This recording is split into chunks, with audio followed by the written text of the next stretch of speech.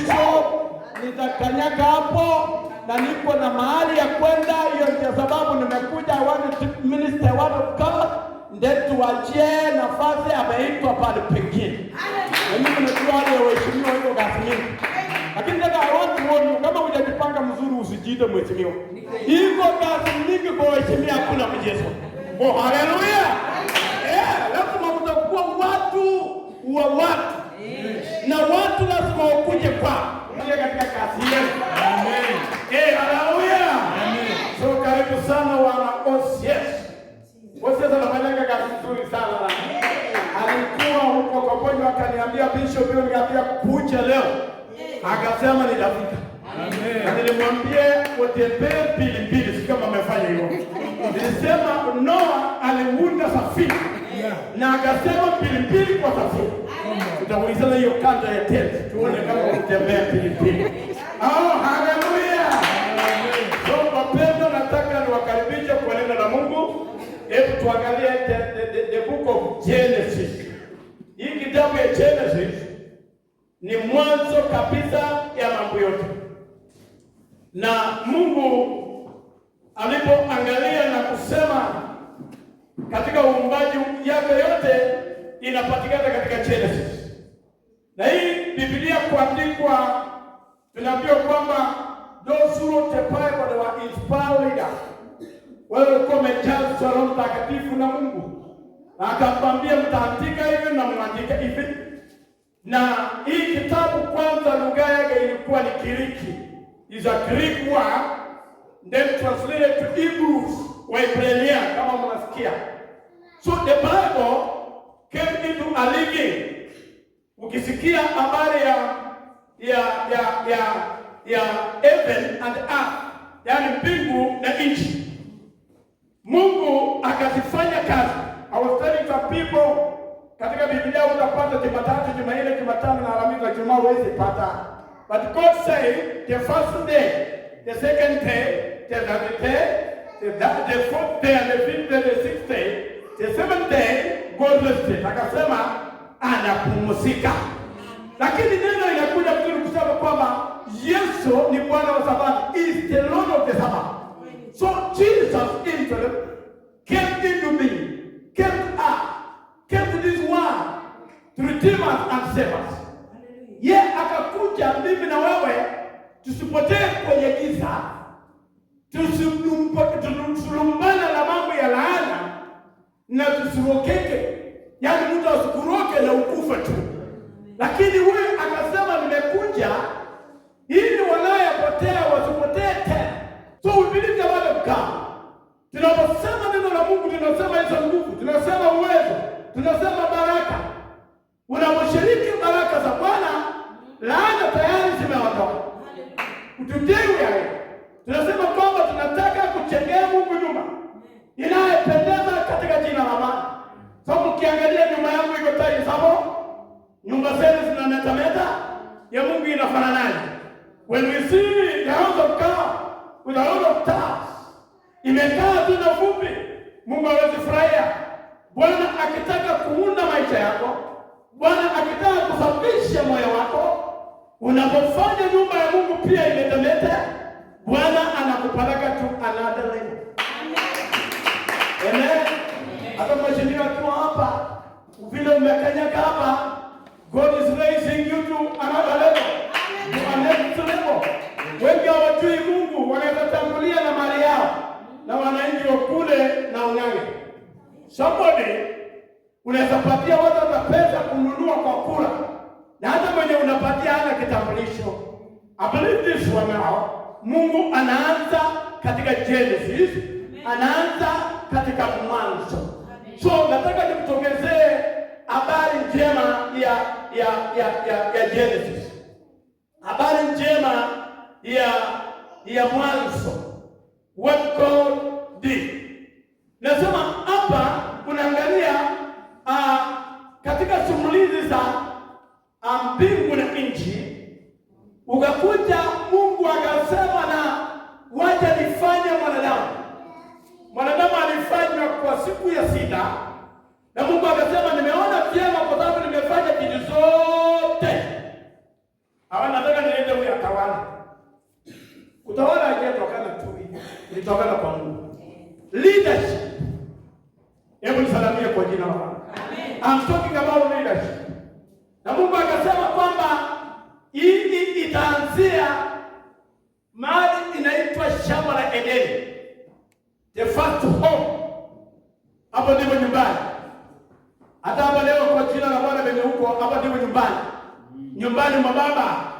Mungu akatengeneza shamba nzuri, akasema mwanadamu na aishi. Amen. You are somebody very important. Hallelujah. Mungu amekuumba kwa njia ya adabu. Wewe uko na akili kushinda yote. Ndio unasikia huko Amerika mtu anaitwa Trump anatengeneza silaha kali, sababu mwanadamu ni hatari. Hata nani alihubirio anaitwa Eddie Rock. Alisema ukiona mwanadamu ni hatari, hata ameundiwa fence ya stima, patangala anaruka. Huyu mtu ni hatari sana. Akasema basi nitaumba mtu ambaye inawezekana na yeye. Lakini wale umeokoka temeni na bariki. Amen. Mungu anawategemea. Haleluya. Amen. Ile inaitwa hatari kwa dunia inakuja kufanyika baraka katika nyumba ya Mungu. Inakuja kufanyika baraka ya kutangaza injili. Amen. Anafanyika baraka. Yes. Unafanyika baraka katika jina la Bwana. Amen. Mtu anapopotea amejakuwa hiyo njia, lakini katika Mwanzo 27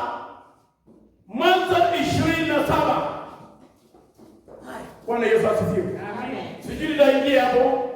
I was saying the account of Adam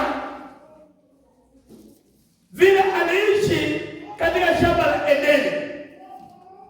And the account of Noah. Wale rafiki yangu wasiweza kuambia mara mingi, Noah aliunda safina, akaambia watu kuna kitu inakuja, ingieni kwa safina mbili. Wengine wakaleta maringo, wengine kiburi, wengine hawakutaka, wakasema hatuingi. Lakini habari ilitokea baadaye ilikuwa ni kuangamia. Sasa tunasema nini? Kama mtu anasikia neno la Mungu, utaangamia. Yes. We need to hear the word of God. Tunahitaji kupokea neno kwa uwezo kwamba Mungu mwenyewe ameongea katika kitabu cha Genesis, that is Mwanzo. Na akasema Mwanzo hapa. Hebu tuangalie Mwanzo 27 mstari wa 5 inasema, and Rebekah had when Isaac spoke of Esau his son, and Esau went to the field and go Vashon and print. Rebekah spoke unto Jacob, saying, behold, I am the father. Speaking unto Esau the brother, saying, bring me Vashon and make the stuff for me, that I may eat and pray there before the Lord, before my death. Nataka nikutokezee hii habari. Abrahamu akamzaa Isaka. Sijina na Sara. Amen. Usiulize nini? Wewe mwenyewe ujiulize nani anazaa wewe. Kile Abrahamu akamzaa Isaka. Mama wa Isaka alikuwa anaitwa Rebeka. Isaka akazaa Esau na Yakobo. Nasemekana Isaac alikuwa na miaka 40 akiwaoa Rebeka. Wewe ulioa ukiwa na gani? Hapo mimi nauliza nyamusi kidogo. Unaniangalia tukanika kalkulate ya asubuhi. Kwa siasa kama unasema hiyo, wewe pia kalkulate ya asubuhi ulikuwa na nani? Baada hapa katika historia Isaac alioa akiwa na miaka 40 akaoa Sara. Sara alioa Rebeka. Na Rebeka akasalia Isaac watoto inaitwa Esau na Yakobo. Lakini ukisonga chini inasema hao watoto walikuwa mapacha. Na inasemekana hao watoto wakiwa kwa tumbo la mama yao walikuwa wameshikana. Walikuwa wameshikana. Yaani mwingine alikuwa amekamata mwingine. Na huyu anaitwa Yakobo. Esau alikuwa ni mtu memee nywele ni msungu. Amen. Amen. Wewe umesema msungu chafu kweli, wewe mtu amesema msungu chafu, msungu chafu ni msungu. Yuko msungu hapa. So huyu alikuwa memee nywele. Na huyu mwingine tu anasema this man called Jacob was a very quiet man. Alikuwa ni mtu amenyamaza, ni mtu sijui naita mtulivu sana. Na kumbe Mungu alikuwa anamtumia. Pati Esau alikuwa mbele ya huyu. Huyu akasema sikuajilie ndugu yangu, siwezi kukuacha. Akashika ndugu yake kisikino, sema kisikino. Kisikino. Sema kisikino. Kisikino. Alishika ndugu yake kisikino. Unaposema natoka, tunatoka. Amen. Amen. Na Rebeka akauliza sababu ya kufanyika hivyo ni nini? Akaambiwa tumbo lako liko na taifa mbili. Taifa mbili inapigana vita. Yes. Unapookoka unaingia taifa mbili. Iko vita.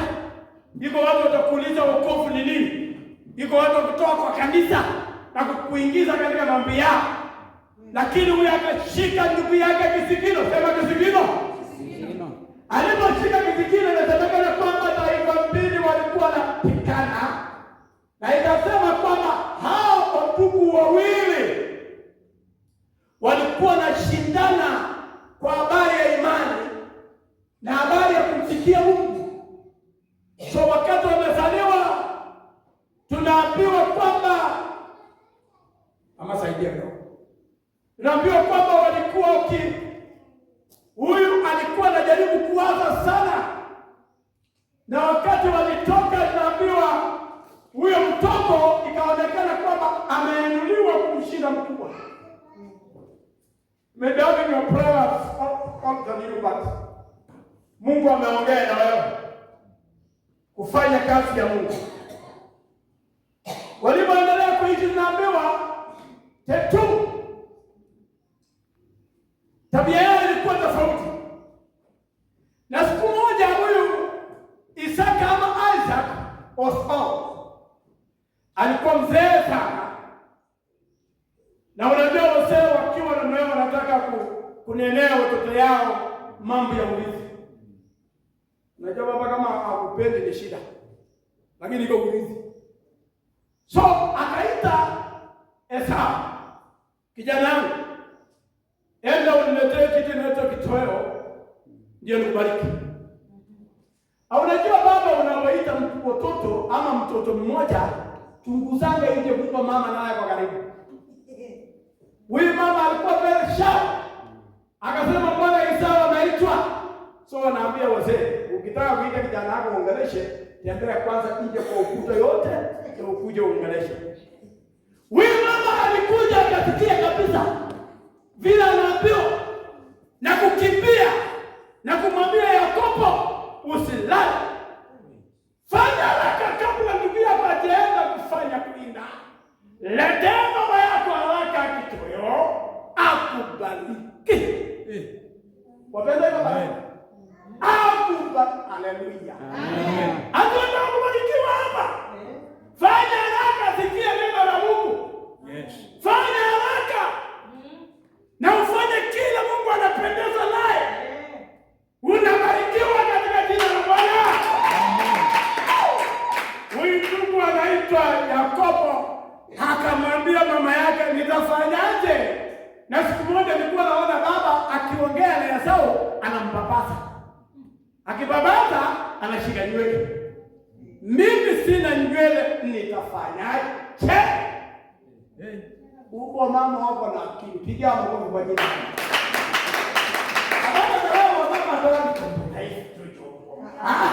Chunga. Hata yule mama ungelechanga msafu. Akitaka kukuua ni rahisi. Wasema ngaba maamuka. Abana ungelechanga wa mama na kisirani. Ndiye anakupigia chakula, ndiye anakufanyia mambo yote. Hata siku moja anaweza tangulia kwenda kulala na mume wake. Na shoga hii hapa. Acha tuombe Mungu wa sababu hii inaweza haribika sana. So wakati wewe ipata uongeleza mama kwa njia nzuri, huyu mama akamwambia kimbia haraka, angalia mnyama yuko na manyoya, tengeneza haraka, fa kimbia kutoa mbio, umetelewa kwa naam. Wacha Yakobo akafanya vile mama alisema. Nani mwingine? Mama tu. Yuko mwingine kweli? Mama. Pigia mama makofi kwa jina la Bwana. Akaokoa jahazi. Lakini mnakumbuka Yakobo alishika kisigino. Salamia kwa jina la Bwana. Bwana, shika kisigino. Kuna obstacles, kuna vitu vitakuzuia kuwa na Mungu wako. Kuna vitu inaweza kuharibu tu imani yako. Shika kisigino. Amen. Amen. Haleluya. Amen. Kushika kisigino ni kusema hautaenda sana, niko karibu na wewe. Amen. Amen. Na hata kama kutakuwa kuna kitu mpya ilitangulia. Tangulianga kanisani, msalimie kwa jina la Bwana. Amen. Tuseme bisho kubarikiwe. Tangulia kanisani.